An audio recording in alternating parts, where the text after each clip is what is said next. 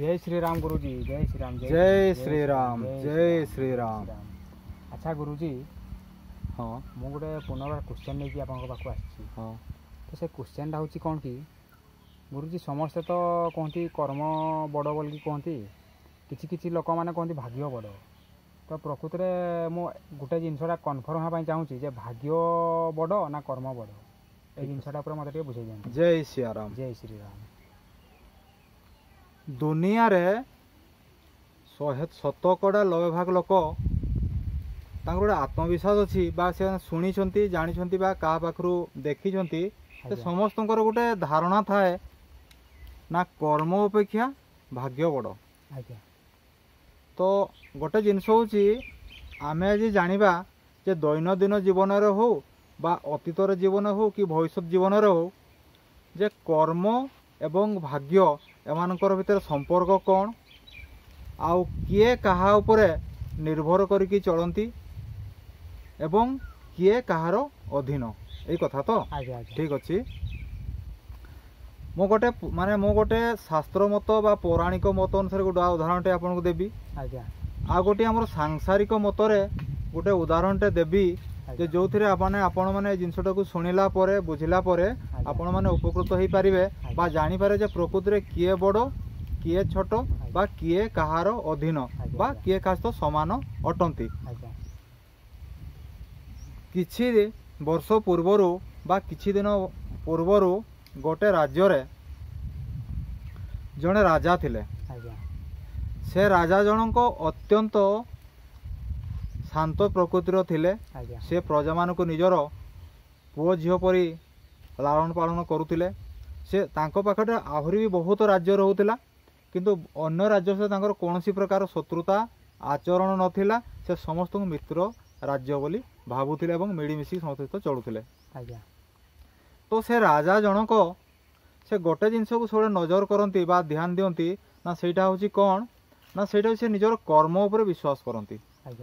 तार मनुष्यर जे कर्मटा जे सर्वश्रेष्ठ माने तार गोटे उपादान बा गोटे अंग बा कर्म द्वारा जे जगतर बहुत किसी असंभव को संभव करा जाई पारे सेटा से गोटे दृढ़ विश्वास थिला। तांकर से पाखरे आउ 2-4टी भी राज्य थिला। से राज्य रे भी राजा माने थिले, तांकरी प्रजा माने थिले। तो तांको पाखरे जो राज्य गुड़ाक थिला से राज्य गुड़ाक ए राजांको राज्य गोटे बड़ थिला। तो सेति कोन थिला बड़ थिला हिसाब रे से अन्य राजा माने चिंता करुथिले मने मने केबे केबे भावुथिले जदि युद्ध करा जाय छोट राजा को युद्ध रे परास्त करबा आ परास्त करि सारला परे ए छोट राज्य ने कि आम राज्य रे मिसै दवा। जय श्री राम। जय श्री राम। राम राम। तो एई कथाटे गोटे दिन आसिला से बड़ राजा छोट राजा को खोजुथिले कौन सी गोटे विवाद को दर्शन करवा दर्शई सहित युद्ध घोषणा करें गोटे समय आसिला।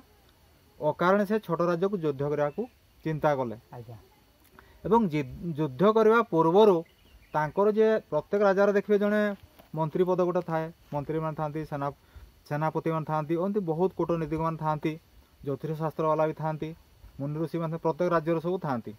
तो ये राजा चिंता कले युद्ध करने पूर्वर मु जाए आमर जी राज्य रे ज्योतिष शास्त्र विशारद तांको मु पचारे जे मोर भविष्य कौन हो पारबो जे मु प्रकृत राज्य जय करी पारिबी कि नाही, कौन कले मु राज्य को जय करी पारिबी, केमिति से छोट राज्यटी मोर अधीन को आसीबो।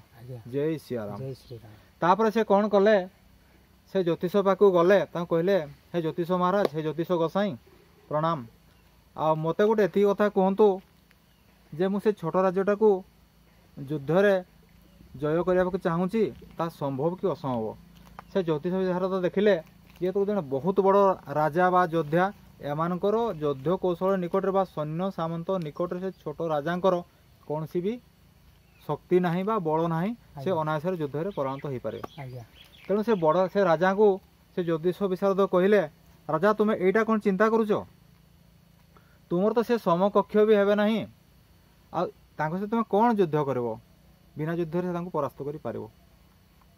तेणु से कौन कले से राजा बड़ राजा चिंता कले तो मो तो भाग्य मत तो गुरुजी कहले बा जन साधु सन्त कहले बा ज्योतिष विशारद कहले जे तुम भाग्य रे से राज्यटा तुम राज्य रे मिसी जीवार देखा जाउछि।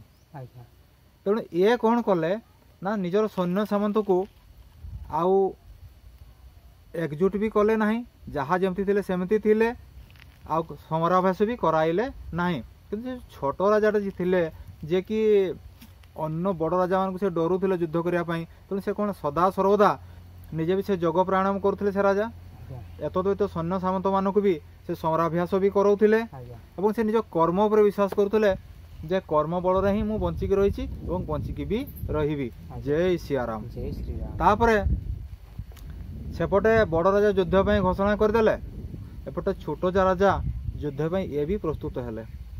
तो बड़ राजा जी थिले तांको जो ज्योतिष विशारद कहिथिले जे तुमको बिना युद्ध रे भी तुमे जीति जाई पारो से छोट राजा युद्ध रे जीति पारिबे नाही। तेणु दुई जन भीतर युद्ध है ए बड़ राजार सैन्य मान तो युद्ध अभ्यास कर नथिले राजा चिंता करथिले जे मोर तो भाग्य अछि मु ताकू जय लाभ करिवि से राज्यटी मोर हो जीवो। तेणु ए आशा नहीं कि से अड़ुआ सैन्य सामंत को नहीं युद्ध करा गले किंतु से छोट राजा तार समस्त सैन्य सामंत एवं निजर सपरिवार से युद्ध कला निपुण करैथिले आ छोट राजार कर्म उपर अतुट विश्वास थिला। तेणु दुई राजा भीतर युद्ध है किछि दिन पर देखागला जे बड़ राजार सैनिक मैंने सब युद्ध में हारीगले राजा भी युद्ध में हारीगले कहीं राजा तांकर गोटे चिंताधारा थिला जे मो भाग्य अच्छी मैंने निश्चय ताकू जय करी एवं छोट राजा से बड़ राजा को युद्ध में पराजय करदेले। यहाँ हूँ गोटे कहानी एटा सत घटना कि मिछ घटना ये तो पछ कथा कि गोटे जिनस शिखा ना कौन शिखा आम कौन भी गोटे कर्म करने हेले बा कर्म करने को गले आमको सर्वप्रथमे निजर कर्म उपर ध्यान देवा पड़ो निजर सामर्थ्य कौन निजर शक्ति कौन मो द्वारा कौन हो पारे मो द्वारा कौन हो न पारे मो पाखे कौन अच्छी कौन नाही ता सबकिछि निज कर्म उपर ही निर्भर करे। जय सियाराम। जय श्री राम। तो जहा पाखरे कर्म अच्छी जे सत्कर्म करती ईश्वर उपर अतुट विश्वास रखती तांकर तो विजय निश्चित आ जी केवल निजर भाग्य को आदिरी बंची रहे तार शेष जीवन अत्यंत दुखमय होता है। जय सियाराम। जय श्री राम। तो ये उदाहरण आम एतकी जिनस शिखिले जे जड़े बहुत पराक्रमी हूँ ना कहीं बहुत शक्तिशाली हूँ ना कहीं जदि निजर कर्म उपरे आत्मविश्वास नाही निज उपरे आत्मविश्वास नाही ताहले से केबे भी जीवन में कौन सी प्रकार सफलता आनी पारिबे नाही। जड़े विद्यार्थी धर जो जड़े विद्यार्थी ए वर्ष हाईस्कूल परीक्षा देवे बा 10वीं श्रेणी रे परीक्षा देवे जदि से विद्यार्थी जनक सब बड़े मोबाइल देखुथिबे विलंब राति शोउथिबे अधा बेल उठुथिबे बापा माँ को कथा मानु नथिबे बापा माँ जहाँ कहते सब से हाँ भरुथिबे किंतु कर्म सब उल्टा करुथिबे तान से कौन कर्म करना तांकु से तार विश्वास अच्छी जे मोर भाग्य जे मुझे निहाती हाईस्कूल पास करी भल कॉलेज गोटे पाठ पढ़ी किंतु ये तो संपूर्ण भूल कारण जो विद्यार्थी पाठ पढ़ी थे विद्या प्रति समय देथिबे ध्यान देथिबे से विद्यार्थी ही परीक्षा रे भल नंबर रखी उत्तीर्ण हेबे। जय सियाराम। जय श्री राम। आ एबे जीवा आमे गोटे आध्यात्मिक प्रसंग उपरे बा पौराणिक प्रसंग उपरे आमे जीवा आज से भगवान रामचंद्रंकर समय बा त्रेता युग को जीवा ए जो कथाटी मु आपण मानकु कहया जाउची बा आलोचना करने को जाउची ए विषय प्राय तो समस्ते ही उणाधिका जानी।